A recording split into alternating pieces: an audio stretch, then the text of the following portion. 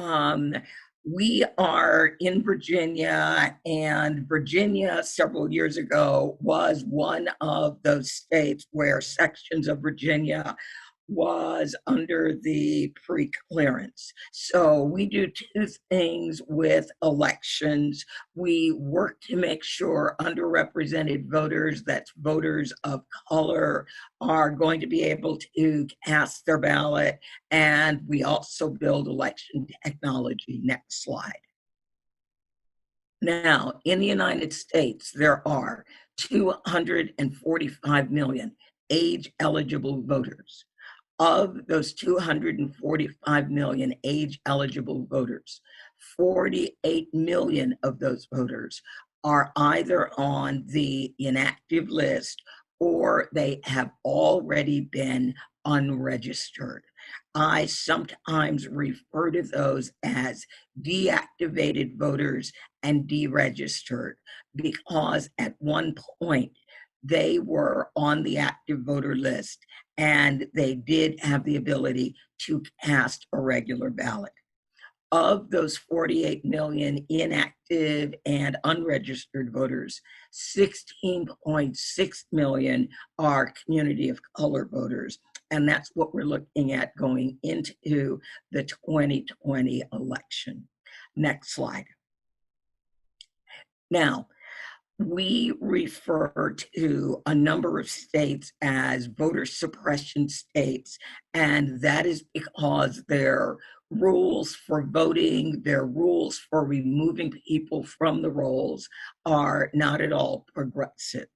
For instance, in the great state of Texas, you will be unregistered for not renewing your voter registration.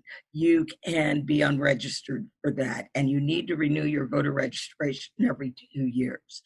In most southern and many western states, they call it maintaining the voter rolls. If you have not voted in whatever number of federal elections that state specifies, you will then be moved to the inactive list. You will normally have one more election. If you do not vote in that election, you will then be moved to unregistered status. Most of these states have strict photo ID requirements. Most of them have no same-day registration. North Carolina is an exception because it offers same-day registration and voting during the early voting period. Most of these states also have no automatic registration. And we understand in a number of these states, there could be real old-fashioned voter intimidation at the polls. Next slide. Skip this one. Next slide. Now, we're going to take a look at some of the states where we work. In North Carolina, there are roughly 6.3 million active voters. And I've broken these out in numbers by the large racial categories where we know where they are. I've omitted other and I've omitted unknown. So these are voters where we do know their race. So North Carolina, by the numbers, is roughly 28% community of color, and 1.3 million of her voters have been deregistered, meaning if they held an election tomorrow, 1.3 million voters would not be able to vote. Now, be aware, states just passed, or we just went by the deadline for states to finalize their file maintenance and do their final voter purges. We will not see those updated numbers probably for another 3 weeks.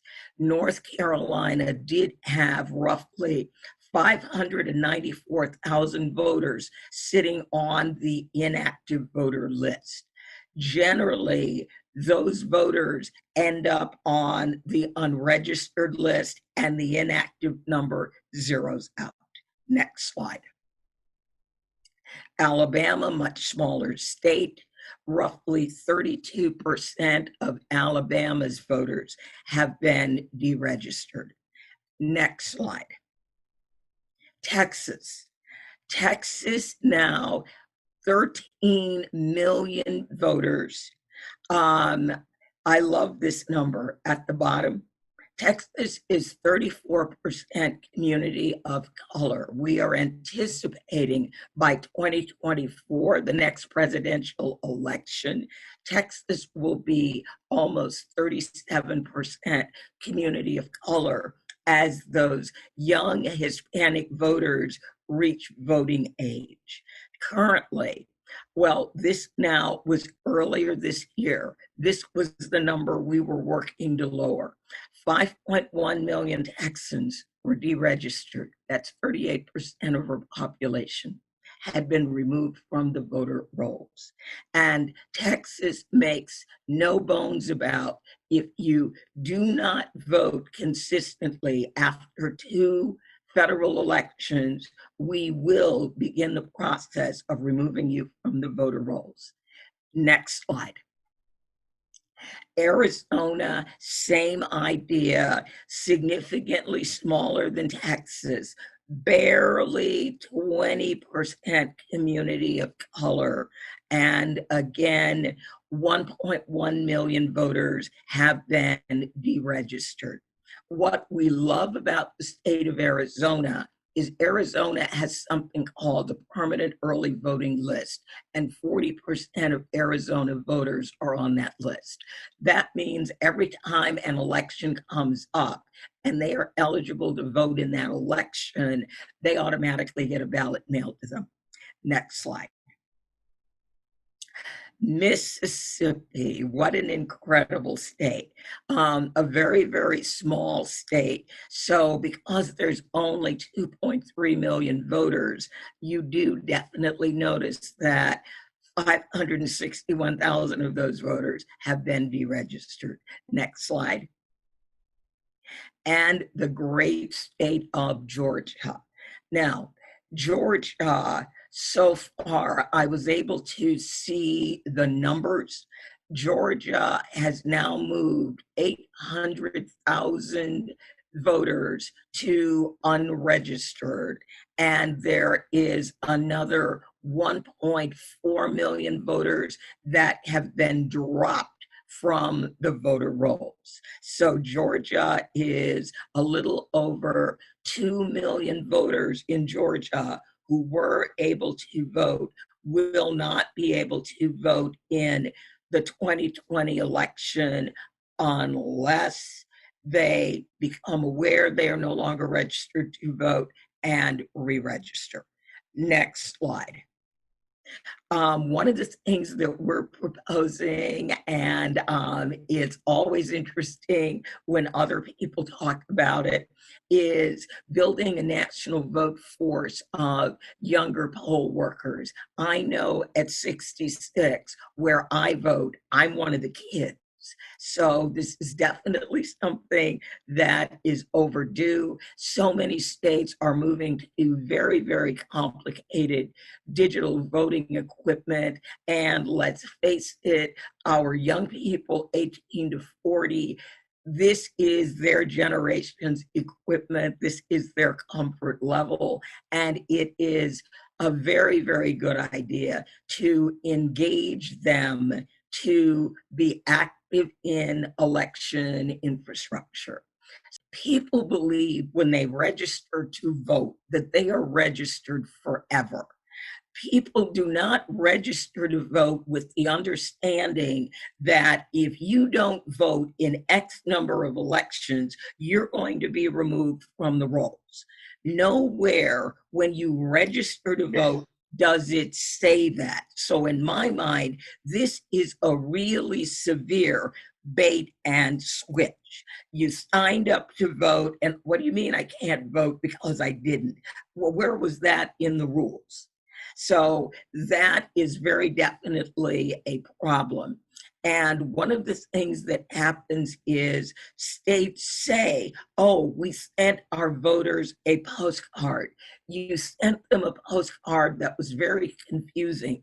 People get it, they look at it. That's my name, that's my address from the Board of Elections. Okay, yeah, everything looks great. They know where I am. It looks like I'm registered. They miss the fine print that says if you don't send this back, you're going to get deregistered. That ought to be in big red letters across the front of the postcard. We are about to remove you from the voter rolls. What? Communities must be contacted and invited to come out and vote. And one of the things we do is we follow the deregistration list. So as voters are deregistered, we know a lot of times phone numbers aren't good. So we get very old fashioned. We send postcards and we let voters know, check your registration. In 49 states, you can check your voter registration status online. Many of our immigrant voters, they are, of course, new to American voting rules. People who've lived in America all their lives, they don't really know a lot of the American voting rules either, because since we lost Section 4, which many of the states that were under pre-clearance are no longer under pre-clearance. States have been free to make up any rule that they want to target certain groups to limit their vote.